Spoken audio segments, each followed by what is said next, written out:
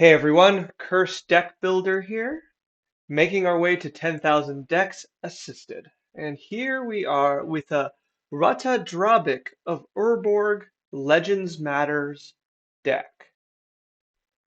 This deck comes to us from, let me just get the name here, Biggleby, who says, Legends Matter Orzhov, have a few hundred to upgrade. I'm just feeling like it runs into times where it doesn't do much, and I'm just kind of sitting, hoping to try and get something off while other folks are creating more of a presence.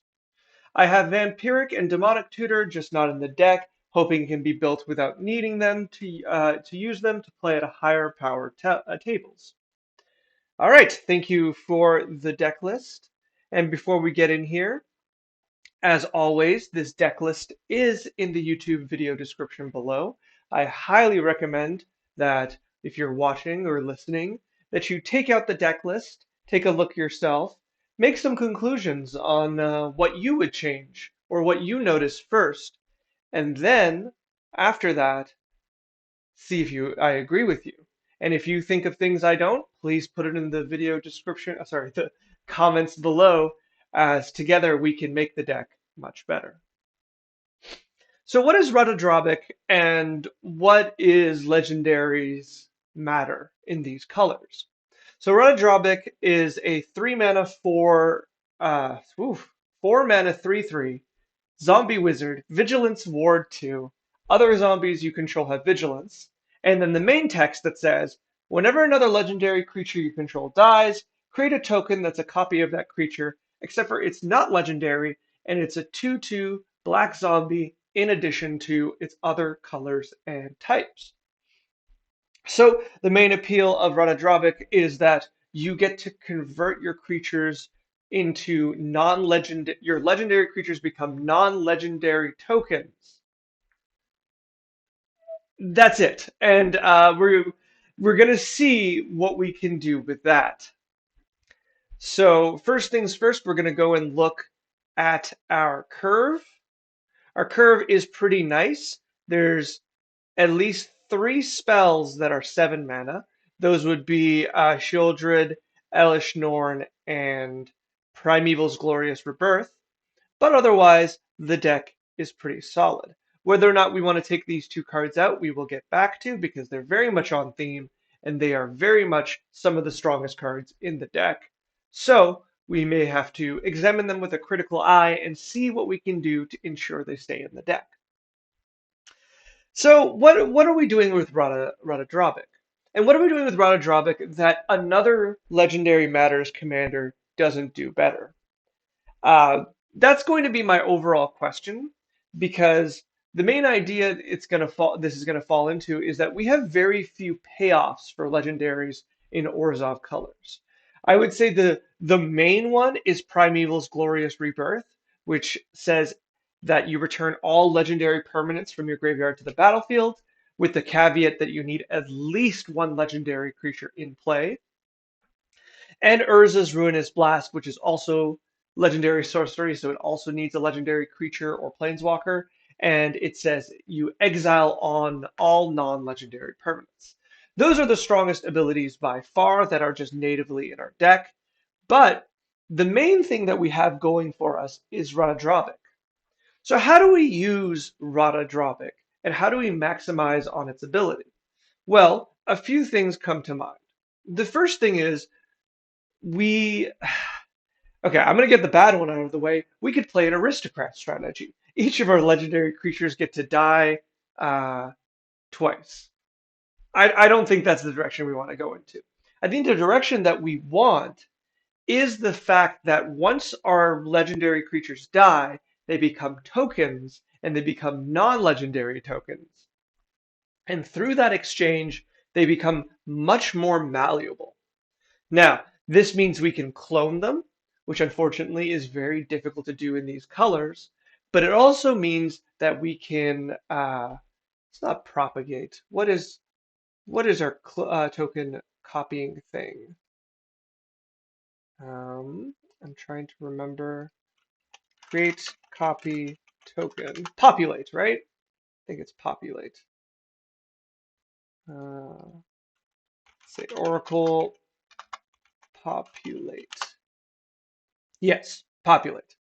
So by using populate effects, which I'm actually going to use this here because we need to find out what is in our colors. Let's go black and white in commander colors. Okay, a bit less than I'd like, but these cards would allow us to make a copy of the non-legendary legendary creature that has been turned into a 2/2 zombie. That would be ideal because we can make copies. Now we have another way of doing that within the deck itself, and that is Blade of Selves. Blade of Selves will create a attacking copy for each opponent that you have, and then if you put it onto a token, those copies won't destroy each other as legendaries often do. So, with that in mind, the question becomes, if we have these options to create a bunch of different tokens, what are we creating? Now, one of the things that I find a little tricky is that a lot of these creatures don't particularly work well together. And also, Ratadrabik is both in the 99 and the commander, so one of these has to go. But otherwise, the synergy here isn't isn't really consistent.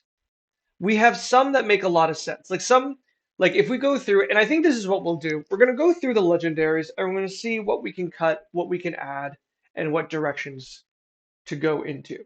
Because when it comes into the rest of it, the non-creature section, I like the deck. The deck is very strong in this section.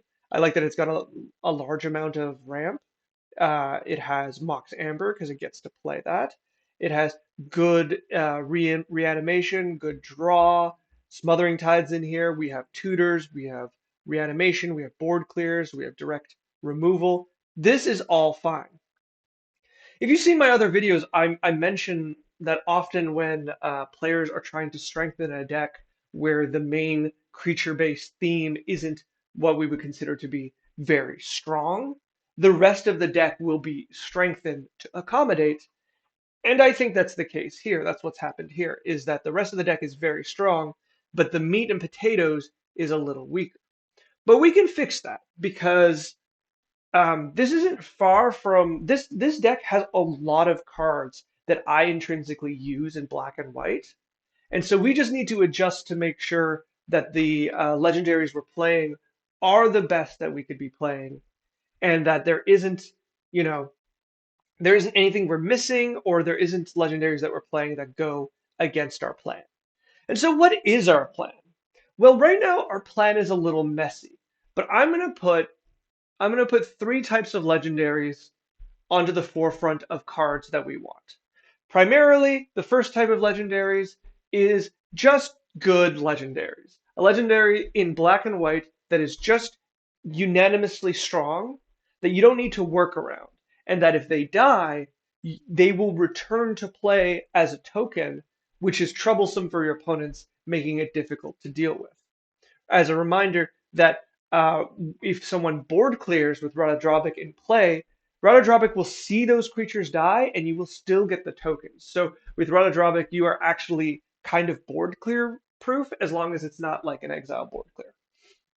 So the first, like I said, the first group is just strong, just straight up strong black white legends, such as Brina. Brina's in here. Brina is my commander in black white, and Brina is an exceptionally strong commander. Now, she's okay here because we're not playing as many low cost creatures as I'd like, but we'll see if we can kind of adjust that. But Brina is very strong as an example. The second group I would like to add in of types of legends that we want is legends with really good enter the battlefield effects, such as Loran of the Third Path, which is here. Because if this creature dies and a token is created, you are going to get another trigger off of that enter the battlefield effect. Likewise, legendaries with good on death effects, which I'm not sure there are as many I'll see if there's any, but I don't think. Oh yeah, Junji. Junji would be the example here. When Junji dies, you get one of two effects, and then a 2/2 zombie version of Junji is created, who is then able to die again, getting the trigger once more, which is really nice. So that's our second kind of class. And I would say our third class would be just support legendaries. With this section, we need to be very critical of something like Drivnod Carnage Dominus is a really good example of a support legendary because it it's there as a legendary that works with your deck, but it also very strongly supports the strategy by enabling it so that every time one of your creatures dies, you actually get two tokens out of it, which is another way to double up on instead of using Populate or Myriad to get the benefit of having multiple tokens that are the same card. So let's go through real quickly. Squirrel. Squirrel's fine. I'm not particularly impressed here, but it does protect your commanders, where namely, since you're board clear proof, Ratadrabik has ward. Squirrel's okay. It represents just another form of hexproof. It's a one drop, which I particularly like. It's fine. I don't think it's the greatest card out there, but it's fine. Eiley, Eiley doesn't really belong here. I really like Eiley. I used to play Eiley as my black-white deck. Eiley with an ability to give a creature infinite toughness allows you to eat that creature and gain billions of life. But unfortunately, that combo does not exist in this deck, and therefore Eiley is just a life gain creature or a 2/3 death touch, which is really good from the command zone because you always have a turn two play. But since she is not the commander, she's just kind of a subpar creature here. I think you can do a lot better. I understand the ability to sacrifice a creature enables a trigger off of Ratadrabik, but Viserys Seer does that a lot better. And if you wanted another version of that card, you could just use practically anything else. And I think you are playing the Phyrexian. I think I saw Ashnod's Altar and Phyrexian Altar. So I think it's just a little redundant to be playing Eiley here. I recognize she's on theme, but she does feel like a weaker card here. In the same way, Ellis Ilkor, there is a bunch here where I would say we have cards that have an aristocrat's theme to them. And I'm going to say I mostly want these out. And the reason I want these out is that the function of aristocrats decks, which we've actually seen a lot of on the channel recently, is that it's a critical mass deck. When you are playing aristocrats and commander, you could have, a board of any size, but if you only really have one blood artist, you're not really getting ahead, right? The real damage starts coming in when you have two or three blood artist effects and you get to start like really counting, like you're doing 3 or 4 damage per sacrifice, and then it becomes substantial. But until then, nobody really cares about a single blood artist effect. And Ellis Ilkor is a single blood artist effect. I know you have a few more, but I would say you don't have enough. And I feel like they kind of take away from from the rest of the deck because Elizil Core represents a few points of damage here and there on a really good board with some shenanigans and things going your way. Elizil Core might do 4 or 5 damage across the board, and that's really not great in a commander game. That's only 10%, whereas you'd be used to a lot of your other creatures just doing a lot more. So I'm going to suggest Elzil Court and a lot of the other ones we're going to get to that we sack. Wernog, Wernog's great. Wernog has both an enter and exit the battlefield ability, which both of which will be triggered again on the token. I really like Wernog here. I've played Wernog as a partner commander. He's fine. Um, you're you're going to notice that people stop particularly letting you have extra clues, but occasionally you do. It's very rare that you get the full 4 clues, but it's uncommon. It's common, I'd say, to get 2 total. So just be aware of that. But in this case, I really like it. I think the tokens are great. The damage doesn't matter, but the tokens are great. Atherios fits in as a really good support. That was the third kind of group. This is a really good support legendary here, so I want to keep that. Ayara, I would like to get rid of. The fact that she taps to draw cards isn't bad, but it's such a hoop. She's really hard to cast, and then you have to wait an entire turn, and all that to start drawing an extra card a turn. I don't know. I would rather something like if you want black, black, black card draw, just play Necropotence. Like I know this is not on theme, but I think yeah, I think you're going to be a lot happier with that card. Unfortunately, Ayara, well, Ayara is also dead now, but while she lived, she's just an okay card. She functions as a good commander. She's solid in some other kind of aristocrats deck, but here she's just kind of okay. Braids likewise is fine. I really like Braids in combination with Wernog because now you have something to sacrifice. So I'm not going to be very like you can also sacrifice lands, you can sacrifice treasure tokens. I do really like Braids because she has a really high power level in Commander. You can even sacrifice a land and just potentially, draw a bunch of cards when your opponents don't. So I want to keep Braids. I just don't think of her as an aristocrats card. Think of her as a class like the first class of legendaries we were talking about, where she's just good. She's just good. So absolutely happy to see her. Brina, obviously just good. We've already said that. Um, Commissar. This person is not very good. I don't understand why I keep seeing them in black-white decks. A creature that attacks and deals damage for each attacking creature belongs in a token deck, and you are not a token deck, even though you're technically a token deck. You are just not a go wide token deck. And their ability to sacrifice another creature and gain two and draw a card for 2 mana is too much. Too much. Too many twos. It's I don't want to pay 2 mana for this effect. I would like to tap this creature a la Ayara, or I would like to have it free and just once a turn or something akin to that.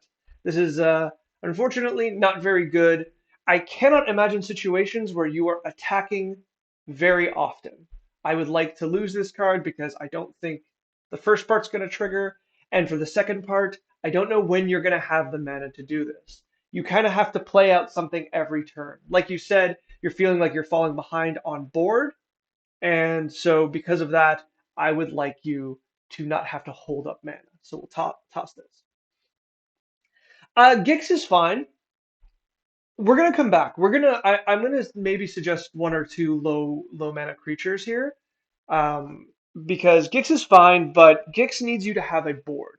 Gix and Brina, and we're gonna suggest in a second. Well, might as well suggest now. Timna, who is unfortunately a little expensive, but Timna is one of the strongest white-black legendary creatures, who says every time for each opponent you attack after combat, you can pay that much life. It's not attack; it's you have to damage them. But for each opponent you've damaged with an attack, you pay that much life, and you draw that many cards. Timna represents drawing 2 additional cards minimum per turn. I feel as long as you have the board for it. And so cards like Timna, Brina, and Gix are some of the strongest legendaries you can have in these colors, as long as you have an early board state. The sheer amount of cards you will draw is staggering. Gix is the weakest of the group, and don't get me wrong, that still means he's very strong. And he's only weak because he allows your other opponents to draw off of each other. I mean, to be fair, Brina does that too, but Brina gives you an additional benefit of you still getting +1/+1 counters when that happens, and only if they attack the weakest of your opponent. Not the weakest of your opponents. Whereas Gix just gives them, for each creature they have, they pay 1 life and draw a card as long as that creature hit one of your opponents. So Gix feels like the weakest, but it is a very strong group of legends, so absolutely keep them all. Lumineer Zraz, sacrifice another creature, add amount of black equals the sacrificed creature's mana value. I think this is fine. I think this is fine. It lets you ramp. I do like that. But it's inconsistent ramp, and I guess you get to do it is a sack outlet. I'm gonna say this is fine and just move on because like frankly, I haven't played with this card enough to know, and in a deck like this, there are this your 7 drops are really strong and you want to get them out. So I am okay with leaving this in play.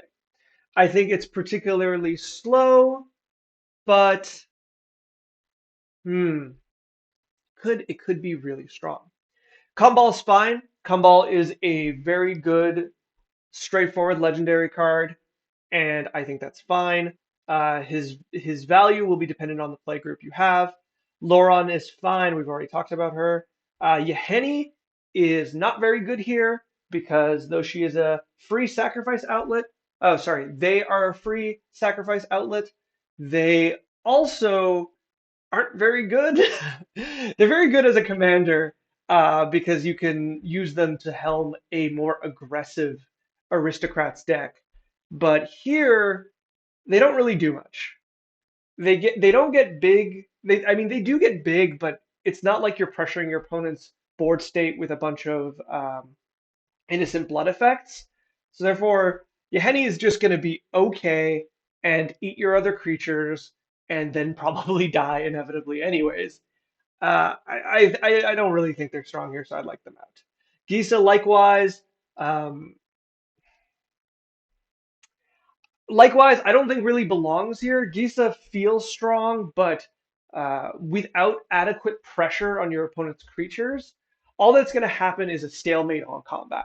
When Gisa comes out, all your opponents are going to look at each other and go, "Okay, well, we're not going to block anymore. We're not going to attack anymore," which is strong, but Gisa herself is particularly easy to remove. So I'm not a huge fan. It does fit in here pretty well, but I think it's just fine. Luminous Broodmoth works as a different version of your commander, and I think that's fine. I'm just going to keep an eye on how many of them have flying, and we'll go on from there. Mondrak, like Divnod, is great because it doubles the thing our commander does. It's great. We have to take out this Ratadrabik. Teshar. Teshar. Teshar makes sense here. This is a legendary payoff. Perfect. Let's keep going. Teysa Karlov, once again, doubling it. Very nice. Also works with creature tokens. Very nice. Does that mean they have double vigilance? They have double vigilance. That's fine. You're mainly doing it for the doubling effect. Gandalf the White, legendary matter's fine. Junji is fine. Lisa is okay. Lisa's very oppressive on boards, mainly because it allows you don't exile. Yeah. It doubles up on your creatures, and Lisa's very, very strong. I'm a very big fan of Lisa. Um, she is a bunch of mana though. So you have to have one of your sack outlets in play with Lisa out. And then you're ready to go. Sidisi is great here. Kokusho is very, very good here. Mikaeus is okay. I understand that it's another doubler. You do have a bunch of humans, and it's just a lot of mana. 6 mana is a lot of mana for a doubler. At 6 mana, I don't really I want to pay off. I don't want another enabler. And even though like it also doesn't work with some of your other enablers. Like it doesn't work with Lisa. It doesn't work with your moth, the brood moth. So Mikaeus feels like the weakest of the bunch, even though it itself is a legendary. It just seems like a lot of mana for kind of a subpar effect. So I'd want to get rid of Mikaeus. And then Elish Norn and Childred are both fantastic here. Very strong cards. Okay, so we've gone through the bunch and we've gone for a while. So what suggestions do I have to put in? Um, Very, very quickly, without a doubt, I want to look at every legendary we can get in 1 or 2 mana. There's one specifically less than 3. Legendary creature in white and black. There's one I'm looking for, but I want to see if I haven't thought about anything about one or another. Um, I think Yoshimaru is fine. I think that's really cute. The fact that it grows as you play legendary permanents. I do like that. But I don't know about the Frodos. You'll have to find out in the Golems because they're just too new for me to have really gone into it. But the one I'm really looking for is, oh, she's further down. Well, before we get there, uh, Lotho should be in here. Lotho is very strong here, as it'll get you treasure. Livio's fine if you're looking for extra 2 drops because Livio has a very interesting ability. But all that to get to Thalia. I would like you to play Thalia here. Thalia is incredibly strong. You're very creature based. The amount of pressure you're going to be putting on your opponents by taxing them, it's substantial. I would very, very much so recommend playing Thalia. You should also play bigger Thalia, which is our 3-mana Thalia. And Turok is also playable here, I think. It's one opponent? Target opponent? Okay, maybe not so much. But that's fine. After that, if you can play anything low, I think you'll be pretty happy. Esper Sentinel, these are slightly more expensive cards, but they're kind of the staples of black-white creature-based strategies. Drannith Magistrate is really good. If you want to be a bad person, Leonin Arbiter can be in here. Once again, not a legend, but just a very punishing card for your opponents to deal with.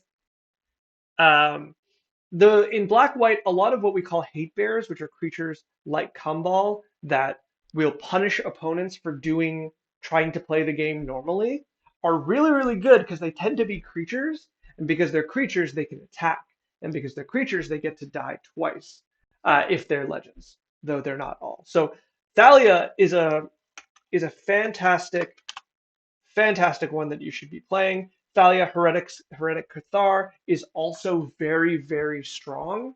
I would play both, honestly, because they will put you pretty far ahead by punishing your opponents for trying to do things they regularly do while you build your board pretty straightforwardly.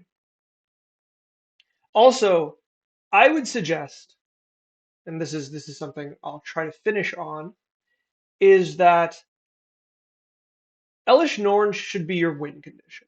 That is the direction I would be playing this deck, is to consider yourself of building a board, dropping Elish Norn, and attacking and taking out players that way. Elish Norn, I think, has been forgotten by parts of the community of how powerful she is. At least this version of Elish Norn. When I say Elish Norn, I mean Grand Cenobite. Um, And I really, really recommend that if you have ways to reanimate or play or cheat Elesh Norn into play, which you have a few reanimation spells here, or you can ramp into her with Smothering Tithe, among other things. This should be your primary win con. Once Elshnorn goes into play with your commander, they have to die. Elshnorn has to die twice, and in the meantime, your opponents are incredibly oppressed.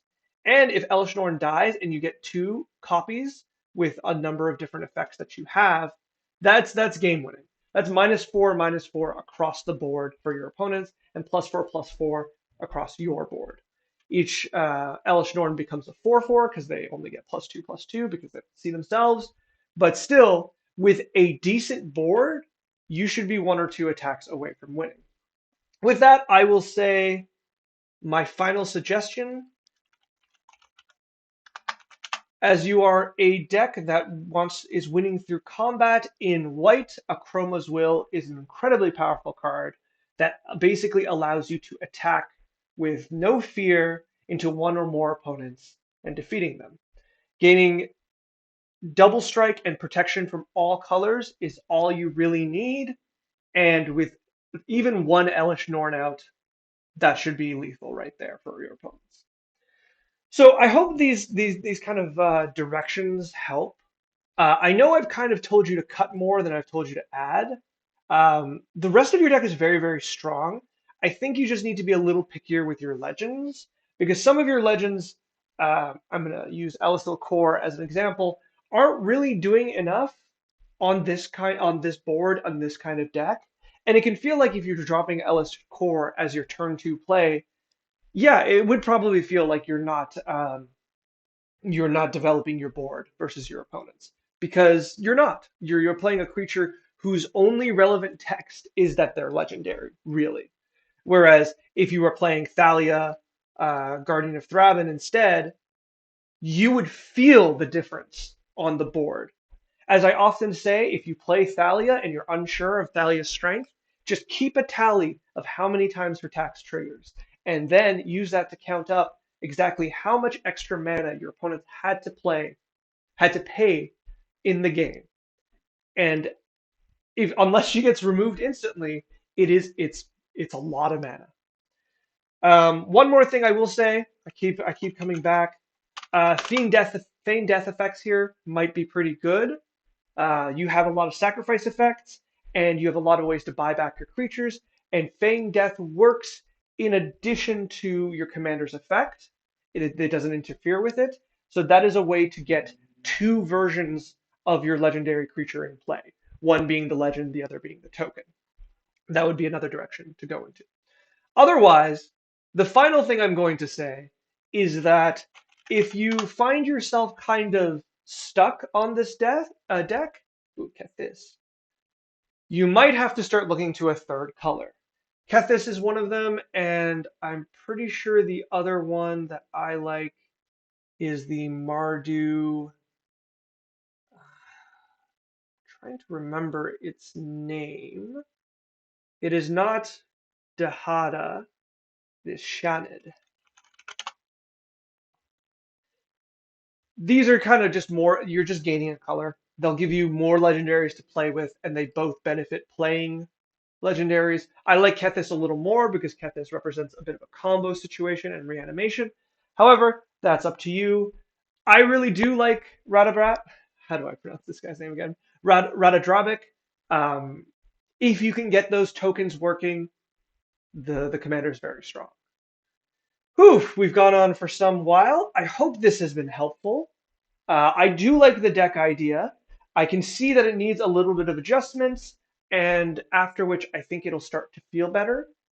Additionally, there's a few other things we could be changing in the non-creature elements, but I'll leave that for another draft, mainly because I wanted to focus on the legendary creatures here because it's the point of the deck. But if you do make another draft and you want me to take a look at it again, please send it to the form in the video description below. And if you have any other decks you would like me to see, send it through the forum. I would love to take a look at them and see what I can do to help. Also, if you would like to like, comment, subscribe, it really helps the channel. We're a fresh channel, we're getting started, and any engagement really helps. Thank you very much, and good luck with this deck. I'm really excited to see where it goes.